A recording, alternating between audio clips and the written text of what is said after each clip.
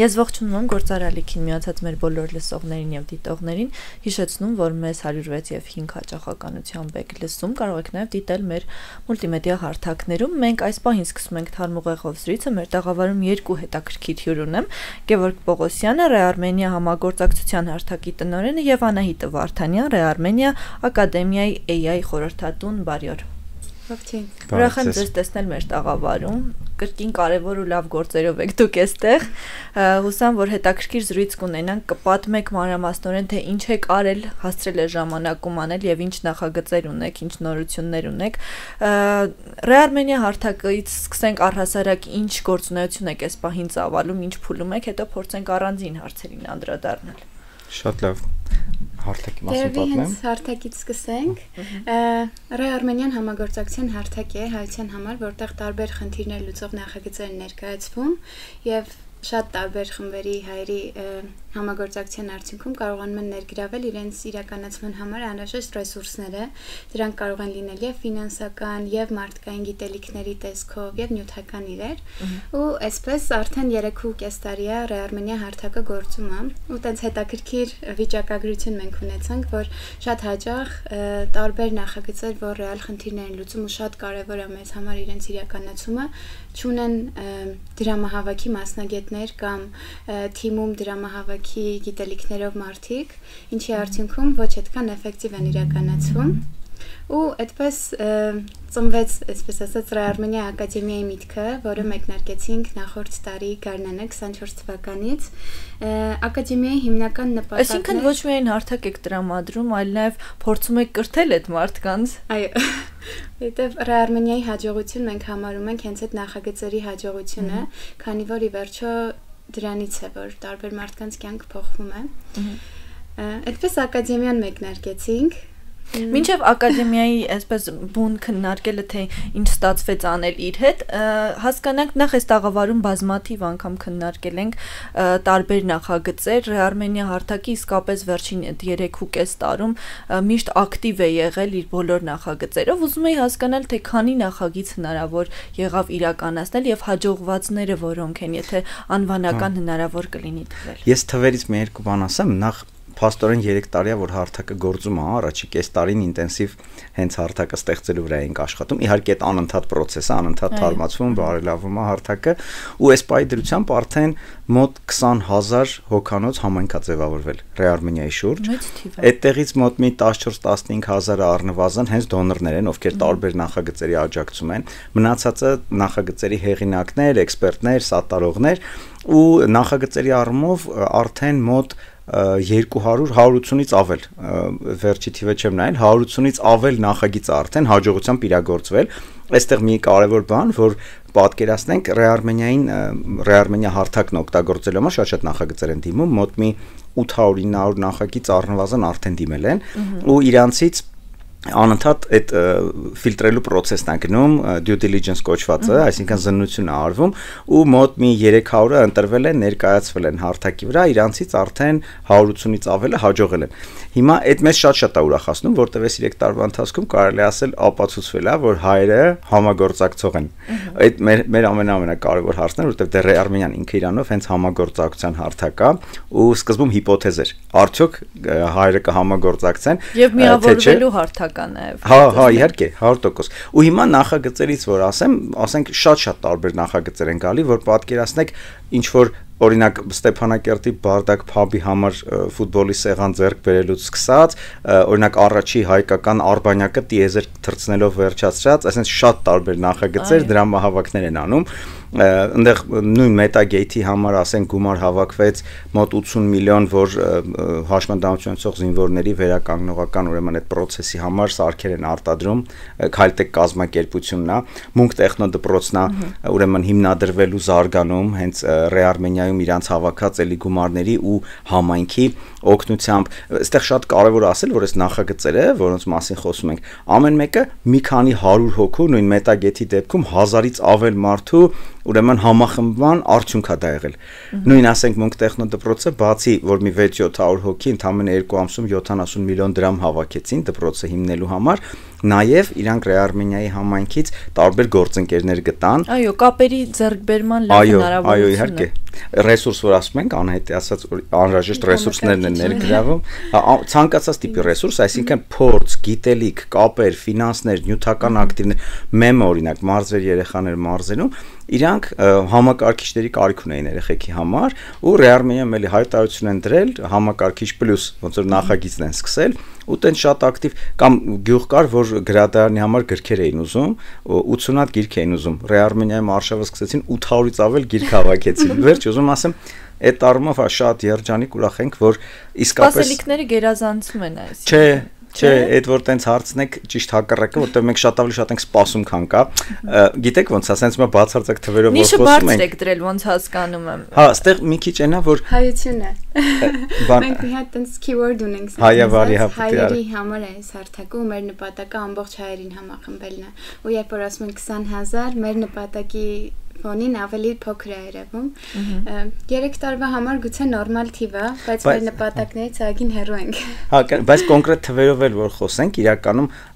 իսկապես էլի այդ այն եղած խնդիրները լուծելու համար այս 3 տարվա ընթացքում առնվազն ինչքան հայ կուզեինք որ համախմբվեր, դրա կեսին ենք մոտ։ Այդ իմաստով, հա, ոչ թե պարզապես բարձր նիշ ենք դրել, նշաձող ենք դրել ու դրա համար, չէ, իրապես, երբ որ մենք նայում ենք այն խնդիրները, որ ունենք, լուծելու համար ինչ process-ներ են պետք, ինչ ակտիվություն ու տեմպա պետք, դրանից դանդաղ ենք։ Իհարկե, երբ որ համեմատում ես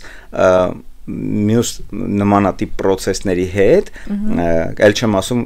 Դե համեմատության մակարդակով բավականին առաջ ենք։ Հա, այդտեղ ստացվում է թե առաջ ենք, բայց այդ մեզ անհանգստացնում է, մենք հեչ չէինք ուզի տենց լներ, մենք այնուամենայնիվ կարճ որ ասեմ Ռեարմենիա թիմում մենք շատ կոնկրետ միշտ համեմատվում ենք մեր դրած նպատակի հետ, որն էլ բխում է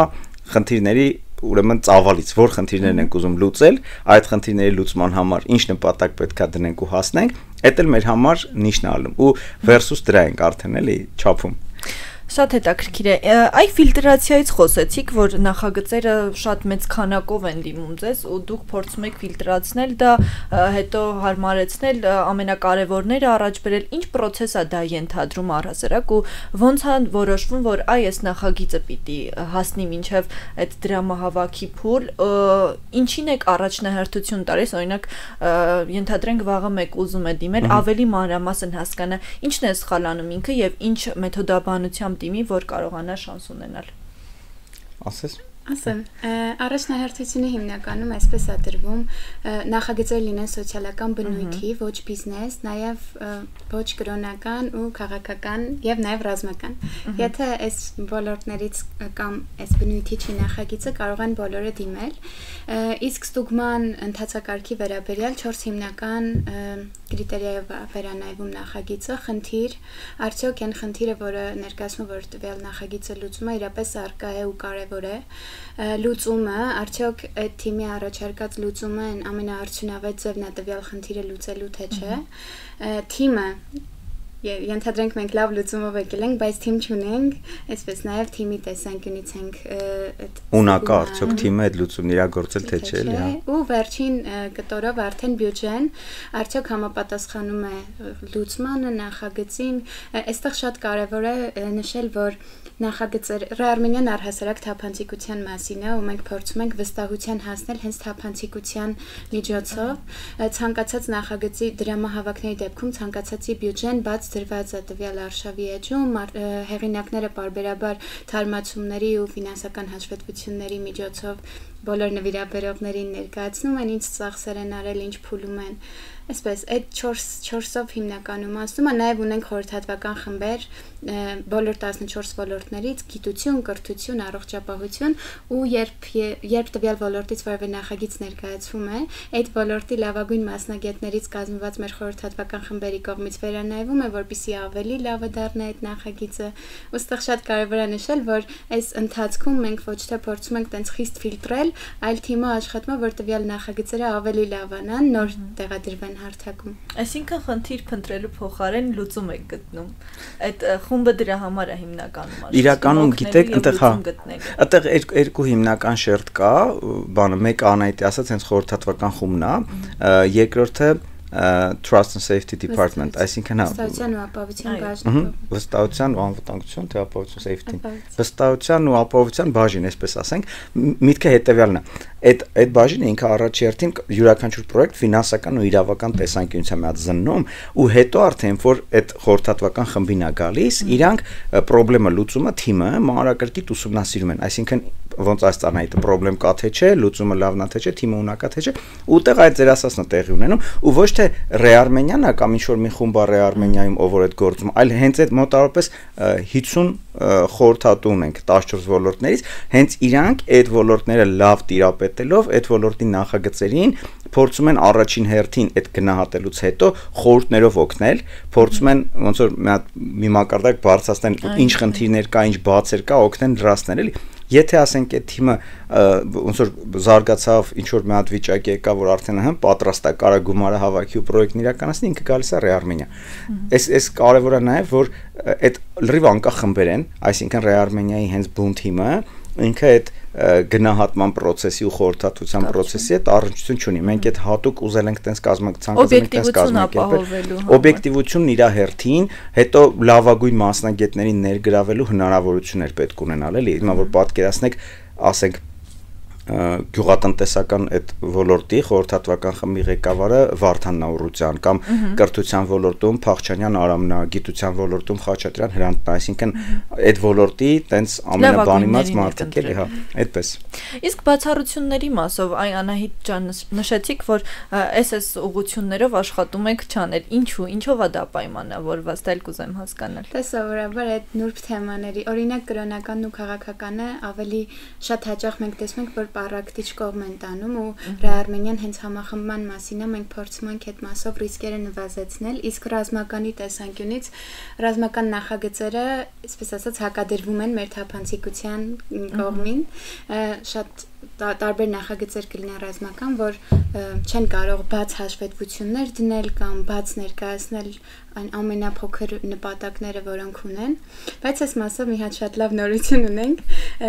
Ռեարմենիայի տեխնոլոգիայի հիման վրա ստեղծել ենք Armenian Peace.am կայքը,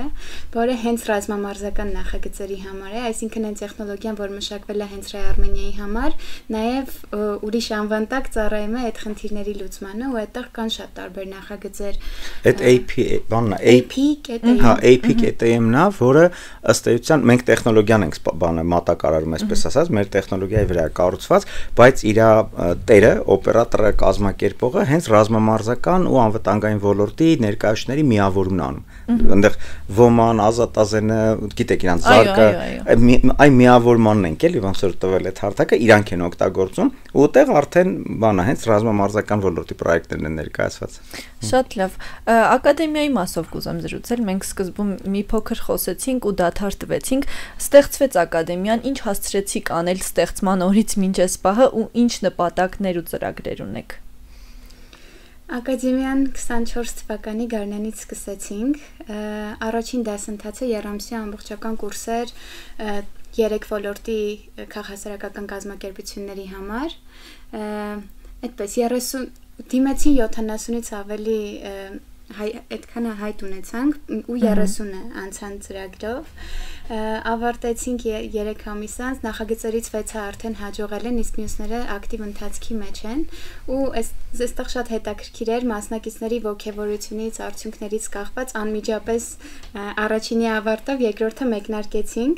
որին 200-ից ավելի տարբեր անհատներ ու կազմակերպություններ դիմեցին ու այս պահին դասընթացը ընթացքի մեջ է, շուտով կավարտվի նաև այս երկրորդ կուրսը։ Հանգստանալու ժամանակ չունեք, ոնց տեսնում եմ,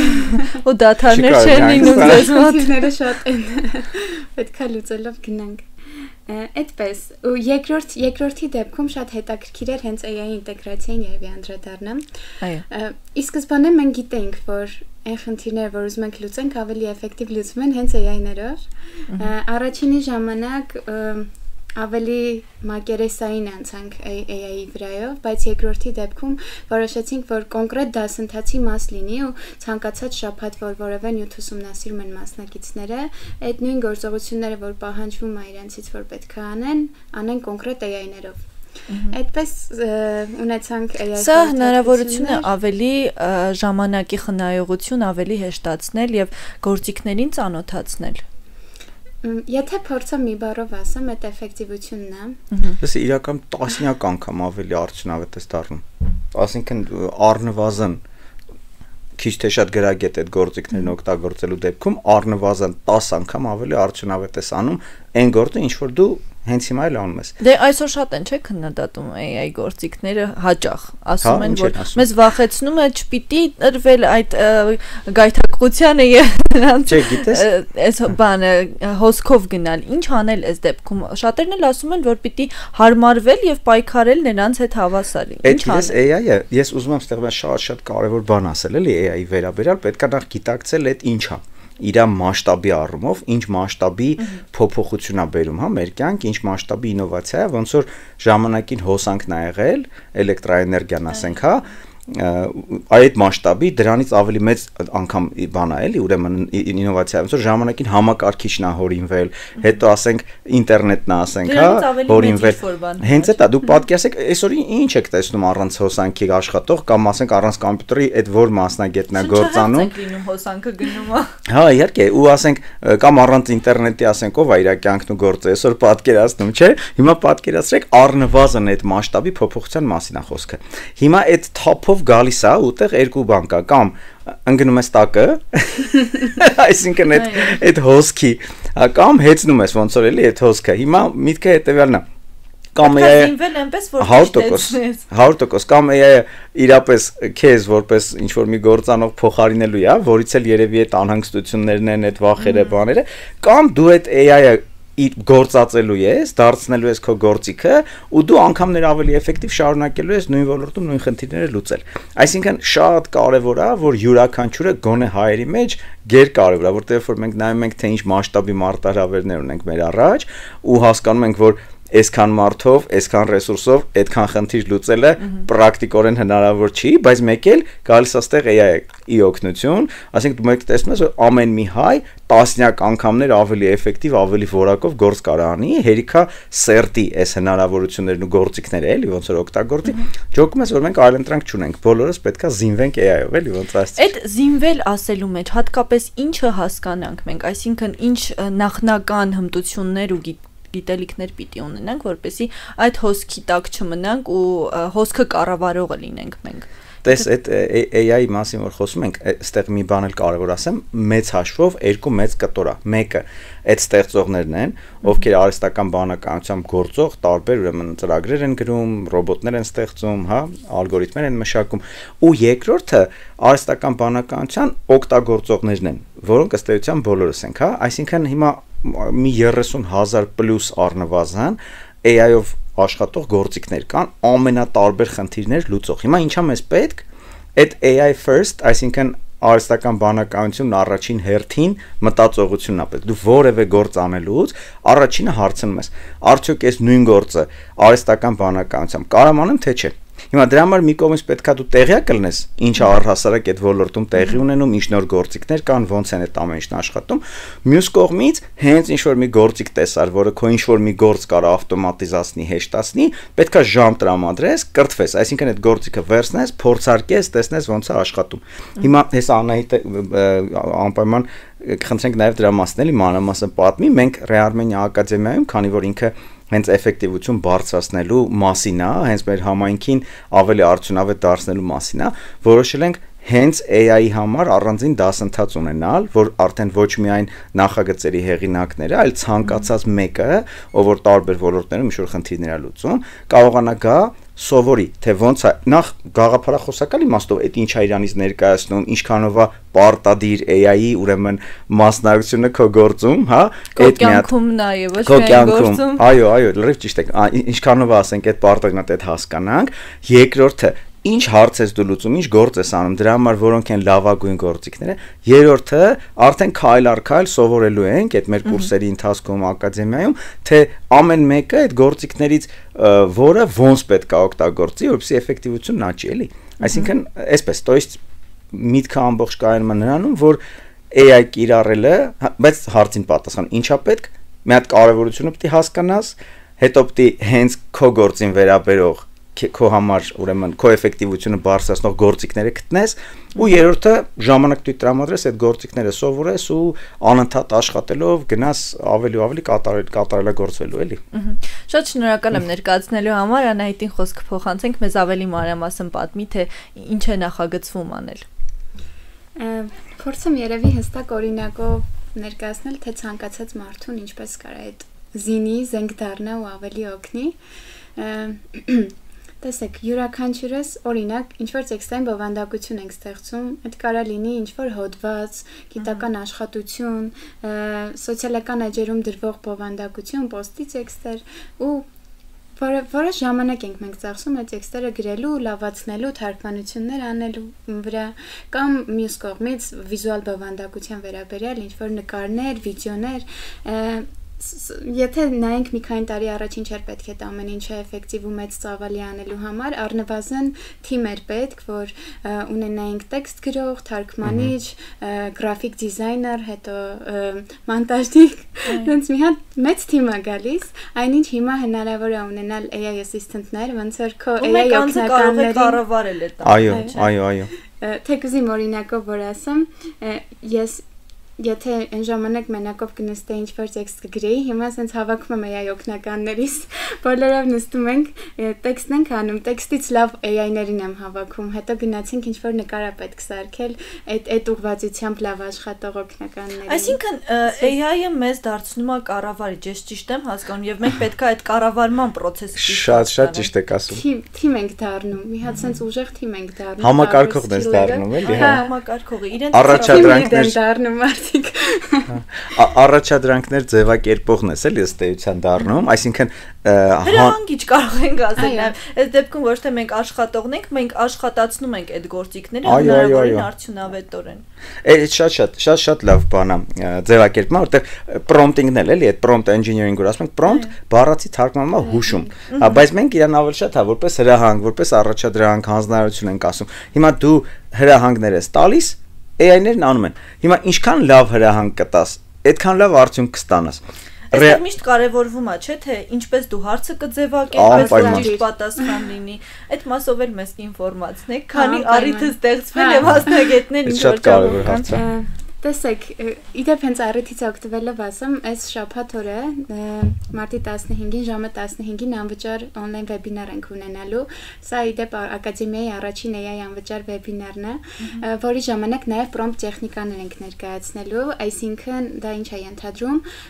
ինչ մեթոդներով դիմենք AI-ներին, որ մեր ուզած պատասխանը ստանանք կամ առհասարակ լավագույն պատասխանը ստանանք, որովհետև ցանկացած AI կախված ինչ ենք հարցնում, կարող է sense տոտալ տարբեր պատասխան տա ու դրանից չպիտի կոտրվենք կամ շատ ոգևորվենք, պետքա փորձենք այդ լոգիկաները հասկանալ ու լավացնել իրեն անընդհատ։ Ու այստեղ կան մի քանի շատ լավ աշխատող տեխնիկաներ, որ յուրաքանչյուրս վերցնելով կարող ենք մեր գործին արդեն փորձել կապել ու դրա հիման վրա լավացնել, շփվել այդ լավ արդյունքները ստանալ։ Շաբաթ օրը նաև դրանցով կկիսվենք, հիմա երևի թե կոնկրետ տեխնիկաներ չներկայացնեմ։ Մի հատը, բայց եթե կարելի է մի հատի մասին կարճ ասեմ, էլի օրինակ ասենք բանն է, ACD-ը փակագծեր չբացելով։ Չէ, ինչի։ Բացենք թող սովորենք։ Չէ, մենք Ռեարմենիայում դուք էլ երևի ինչքան Ռեարմենիան գիտեք, դրա մասին գիտեք, գեր բացենք ու գեր թափանցիկ ենք, էլի։ Այսպես նշեցիք հաղորդման ընթացքում մենք էլ տեսել ենք նաև։ Հա, այդ որովհետև ամեն ինչ որ գիտենք, ինչ որ ունենք, ինչ որ կարող ենք, ինքը հասանելի է, կիրառելի է,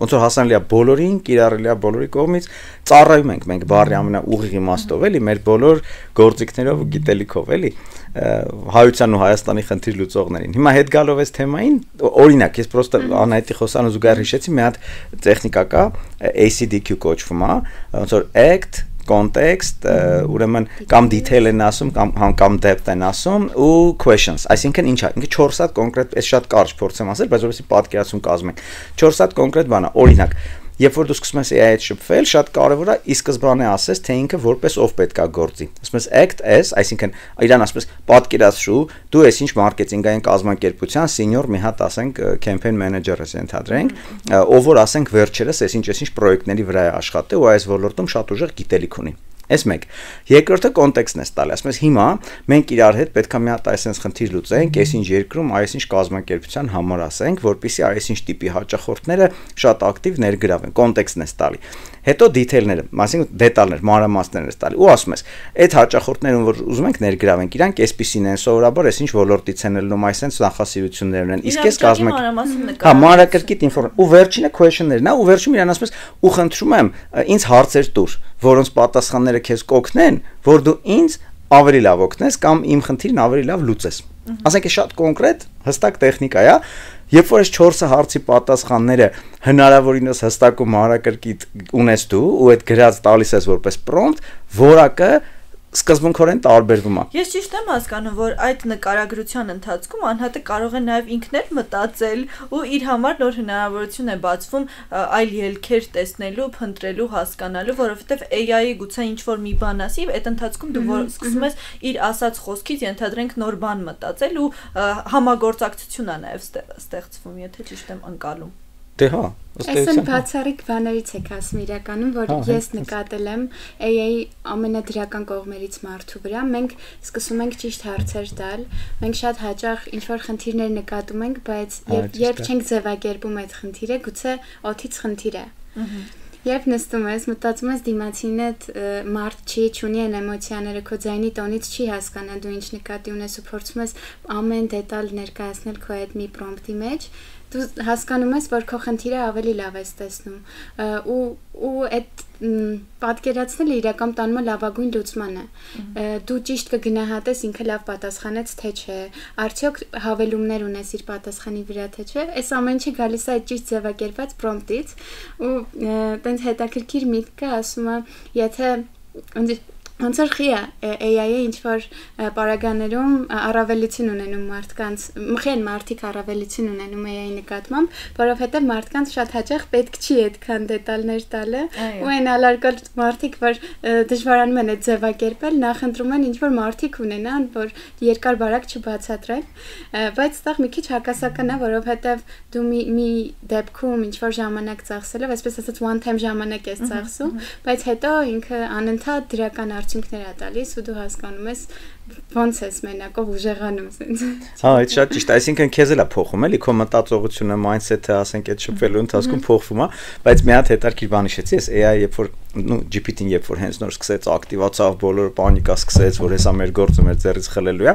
դες մի հատ մեմ էր պատտվում դիզայներները, ասում էին դիզայներներ մենք փրկված ենք, որովհետև պարզվում է, որպեսզի AI-ը քո համար նորմալ դիզայն անի, դու պետք է խնդիրը նորմալ ձևակերպես, իսկ ոչ մի հաճախորդ չի կարողանում դիզայների համար նորմալ խնդիր ձևակերպի, հետեւաբար մենք փրկված ենք։ Անկամ իրենց համար շահավետ է դա եղել։ Հա, էլի, այսինքն իրանց այդ ռիսկը չի ոնց որ սպառնում, քանի որ պետքա այդ հաճախորդը դիզայների փոխարեն AI-ին դիմելուց պետքա նորմալ ձևակերպի ինչա ուզում։ Իսկ այդ անգամ ես ժամանակին որ ընկերներիս հետ դիզայն ստուդիա ունեինք, մենք ու ոչ միայն դիզայն ստուդիա, software development-ել ենք անում, այսինքն ծրագրերել ենք մշակում, մենք գործի process-ի մեջ մի հատ փուլ ունեինք understanding period, այսինքն հասկանալու պերիոդ էլի ժամանակը, հասկանալու շրջան, այսինքն մենք ու այդ ռեալ հաճախորդը վճարում էր ու ռեալ ժամանակ էր տրամադրվում ու մենք այդ understanding period հա դրանից ծախսում ենք ու հասկանանք հաճախորդի խնդիրը, հասկանանք թե իրան ինչ է։ Եվ ամենաբարդ փուլն է դա, կարող։ Բայց այդտեղ ուզում եմ մի բան էլ ավելացնեմ, բարդ է իհարկե, բայց մյուս կողմից այդ առումով լրիվ ուրիշ ծավալների մասին է խոսքը։ Այն որ ասում եմ մի խելքը լավ է, երկուսն ավելի, ասենք այդ AI-ով խելքը, ասենք անհաղթահարելի լավն է, էլի։ Այն իմաստով որ դուք պատկերացրեք այդ տվյալների ծավալը, այսինքն այլանդակ մեծ քանակի ինֆորմացիա է էլի կուտակված։ Ես չեմ ուզում պատկերացնել, որովհետև դա էլ է պահի տակ վախեցնում։ Բա ինձ մեզ հակառակ ոգևորում է, ու մենք ուզում ենք ձեզ էլ ոգևորենք, չենք ուզում այդ վախեցնի։ Ես ոգևորվեցի շատ իրական։ Դե դու պատկերացրու, որ այդ մեծ տվյալների բազան, այդ ամբողջ գիտելիքը, այդ ամբողջ փորձը, այդ ամեն ինչը քոնն է։ Այսինքն քո ձեռքի տակ, այ հիմա դու նստած ես ու դու քո խնդիրները լուծելու համար այդ ամբողջը օգտագործում ես։ Ինչ մենակ գործն անեիր, ինչ այդ ու ասենք այդ brainstorming-ներ ենք անում, օրինակ դու AI-ի հետ ասենք այդ խոսակցությունները, просто զրույց ես անում, ինչ որ մի հատ հարցի լուծում գտնելու համար, ոչ թե դու արդեն որոշել ես թե ինչա քեզ պետք ու իրան առաջադրանք ես տալի որ անի։ Քննարկում ես ուղղակի։ Հա, քննարկում ես, ասում ես, իսկ ինչ կարծես քեզ ու առհասարակ այս խնդիրը կա թե չկա, այդ հարցից սկսած, իսկ ոնց լավագույնս կլինի այդ խնդրի լուծումը հենց այ մեր գյուղի այս ենթադրենք թաղում այս մակարդակի հարցեր ես կարողանում տալ, ունես պատասխաններ ես տանում, շշմելու է, էլի։ Բայց ուզում ասեմ դրանից ոչ մի դեպքում վախենալ պետք չի, դրանով մենակ ոգևորվել է պետք։ Ես չեմ վախենում, ես ոգևորվում եմ։ Հավասարության մասին է իրականում, ես հենց որ մտածում եմ այս թեմայի շուրջ, բոլորս ունենք հասանելիություն այդ գործիքներին ու կախված որս ինչքանով արդյունավետ կօգտագործի, այդքան կուժեղանանք։ Մանավանդ մենք խոսակցության սկզբում հենց հայերի մասին էինք, չէ՞, խոսում ու այս դեպքում էլ մենք շատ քիչ ենք, իրոք շատ քիչ ենք, մեր կարողությունները այդքան լավ չեն, շատ հաճախ, երբ որ համեմատում ենք միջազգային ստանդարտների հետ, մարդիկ ինչերի են կարողանում շատ կարճ ժամկետներում հասնել, առնվազն մեզ շատ պետք է դա ու այդ հասանելի է մեզ, այսինքն իմ ընկալմամբ հայը իրավունք չունի սրանից վախենալու, որովհետև հայը շատ խնդիր ունի լուծելու, այս պահին մենք կարող ենք զինվել այդ խնդիրները լուծել, հետո կհասկանանք վախենալու առիթներն ունի, որովհետև շատ արագ փոփոխություններ են լինում ու ուղղակի պետքա մարդու բնույթը ոնց է, սովորաբար մենք դժվար ենք փոփոխություններին ադապտացվել։ Հայ մարդու հատկապես մեր հասարակությունը միշտ դժվար է նորություններ ընդունում։ Այդ էլ կլինի, որովհետև process-ը պետք ու մենք թեկուզ այս վեբինարներով, հետո փոքրիկ կուրսերով փորձելու ենք մարդկանց այդ ուղղությամբ տանել, որ պետք չի այդ փոփոխություններից վախենալ, առնվազն պետքա համահունչ գնալ, եթե ոչ առաջնորդել այդ փոփոխությունները, էլի։ Հա, ես միշտ այդպես ոնց որ նորայստի ձերի երամակ եմ, էլի, ես պատկերացնում եմ շատ արագ եկող ու դու ասեն կամ հեծնում ես իրանց ու շատ արագ գնում ես առաջ կամ գնում ես ոտատակ, էլի։ Շատ պատկերավոր եք նկարագրում։ Ես ռեալ տենց այդ թափը տենց եմ էլի պատկերացնում, բայց մի բան եմ ուզում ասել, որ հենց հայերի համար հայերեն լեզվով բան Telegram-ում տենց ուրեմն կանալ ենք բացել, կոչվում է iKesban, այը AI-ով էլի, բայց AI Kesban ու այդ զարմանալի աշխարհը iKesban, որ էս էլ կարաս, այն էլ կարաս ու այս iKesban Telegram կանալում ավտոմատացված արդեն ամեն օր անընդհատ այն լավագույն նորությունները ինչ որ AI աշխարհում տեղի ունենում, մեր ժողովուրդը հայերեն լեզվով արդեն կարան ստանան։ Այդ այնպես որ հա, արժի որ մարդիկ նաև ովքեր Telegram օգտագործող են, join անեն այդ խմբին, ինքը բաց խումբ է, էլի ցանկացած մեկը կարա միանա ու հայերեն լեզվով բոլոր նորությունների մասին ստանա։ Փոքր հավելում անեմ, այս պահին նորություններ են, բայց առաջիկա օրերին կլինի նաև կրթական նյութեր, AI մեմեր, այսինքն AI-ին վերաբերող sense հետաքրքիր տարածք ենք ստեղծում AI-ով հետաքրքրված մարդկանց համար ու բարձր որակով հայերեն լեզվով։ Այս ուզում եմ անպայման նշեմ, որովհետև երբ որ դուրս եկան այս chat-bot-երը, սկզբում տենց շատ վատ էին հայերենից, հետո ամեն հաջորդ մոդելի հետ մի քիչ որ դինամիկա կար, լավանում էին, այսպես մի տարիների ընթացքում հետևելով արդեն այն բարձր որակը կա ու կոնկրետ LLM-ներ կան, կոնկրետ chat-եր կան, որ շատ լավ են հայերենից խոսում, որովհետև իրանք շատ feed են արվել այդ հայկական նյութերով ու միջին վիճակագրական հայից գրագետ գրող վիճակատիրում հետաքրքիր է, չէ՞։ Նույն այս chat-ում, երբ որ ավտոմատացված գնում է մեր մեյլերից կարդում է տարբեր միջազգային newsletter-ներից բովանդակություն ավերցնում, հետո թարգմանում է, այդ ամեն ինչը ոնց որ շատ լավ հայերեն իմացող հայ մասնագետ գրած լինի ու այդ առումով էլ, այսինքն ինքը տես դրականորեն զարմացնում է մեզ ու մեր թիմին միացել է chat-bot-ը որպես տես հայերեն լեզվով թույն որակի բովանդակություն ստեղծող։ Իդեպ մի բան ավելացնեմ, այս վերջերս այս տարի առհասարակ այդ AI agent-ների արհեստական բանականության գործակալ պայմանական տենց են ասում, իրանց ոնց որ տեմպն արագան, սա ինչ է, արդեն արհեստական բանականությամբ ռոբոտներ են պատկերացրում ու վիրտուալ էլի ռոբոտներ, որոնք որ ոչ թե սպասում են դու իրան ինչ որ հարցով դիմես ու ինքը պատասխանի, այլ այդ self-prompting ասածն, այսինքն իրանք իրանցով են արդեն սիտուացիայից կախված որոշումներ կայացնում, էլի ինքնուրույն որոշումներ կայացնում։ Իհարկե համապատասխան ուրեմն настройки-ը սկզբում անում ես, ուրեմն կարգավորումները անում ես, հետո ինքը սկսում է աշխատել ու այս AI ուրեմն agent-ների մի հատ հետարքիր ուղղություն է նաև ձևավորվել, twin-ներն են, AI twin, այսինքն քո ոնց որ զույգը պատկերացրու, ասենք դու կարողանում ես chat-bot մի հատ սարքել, քեզ վերաբերող ամբողջ տեղեկատվությունով իրան սնել ու ինքը քո փոխարեն բազմաթիվ հարցեր կարող լուծի, այսինքն տարբեր հարցերով որ մարդիկ քեզ են դիմում քո փորձով գիտելիքով որպեսզի կիսվես, արդեն իրան կարան դիմեն, ինքը նույն պատասխանները կտան, ինչ որ դու կտայիր։ Պատկերացնում ես, չէ, այսինքն քո զույգն է, քո կլոնն է ոնց որ, հա, քո կլոնն է, հիմա որոշ տեղեր շատ լավ օգտագործում, օրինակ հաճախորդների սպասարկման մեջ, տարբեր ոդկասթերի, մի շարք տեղեր արդեն օգտագործում է, բայց ինչքան դու կարող ես իրեն վստահել քո բոլոր գործերը եւ դու օրինակ անցկացնել քո ժամանցը հրաշալիորեն։ Դեռ բոլորը չէ, բայց հա։ Կախված գործի բնույթից։ Հա, կախված բնույթից իհարկե։ Ամեն դեպքում կարելի է իրան այնպես սարքել, որ այն հարցը, որ մեզ պիտի տային մենք պետքա պատասխանեինք, այդ հարցով առնվազն դիմեն։ Մենթորություն ես անում, ինչ որ հա տեղեկություն ես տալի, հա։ Շատ հետաքրքիր է, շատ բովանդակալից զրույց էր, մենք մեր եթերաժամանակը սպառում ենք, ինչ կուզեք հավելել վերջում։ Ես ճիշտ ասած շատ կուզեի, որ բոլորը իրապես բացառեն առանց AI իրանց կյանքը։ Այդ իմաստով որ ասենք առանց հոսանք, առանց ինտերնետ, առանց կոմպյուտեր, առանց հեռախոս չես կարա, չէ՞, ու այ պետքա որ համոզված լինի յուրաքանչյուրը, հա, որ յուրաքանչյուրը համոզված լինի, որ առանց AI ապագա չկա։ Օրինակ ինձ համոզեցիք։ Իսկականից ու հաջորդ քայլն էլ ամսի 15-ին ժամը 15-ին բոլորը հենց on-line կարան միանան, մենք 2-3 ժամանոց մի հատ վեբինար ենք ունենալու, լրիվ անվճար, որտեղ մարդիկ բացի այս ամեն ինչի մասին խորը ինֆորմացիայից, նաև հստակ օրինակներ կտեսնեն, դեմոնստրացիաներ ենք նաև անելու, էլի, թե որ հարցը տեղում ոնց է լուծվում, ասենք հենց այդ վեբինարի ընթացքում զրոյից ինչ որ բաներ ենք ստեղծելու մարդկանց աչքի առաջ, էլի։ Ես շատ կուզեմ, որ բոլորը մասնակցեն այդ վեբինարին ու բոլորը այդ որոշումը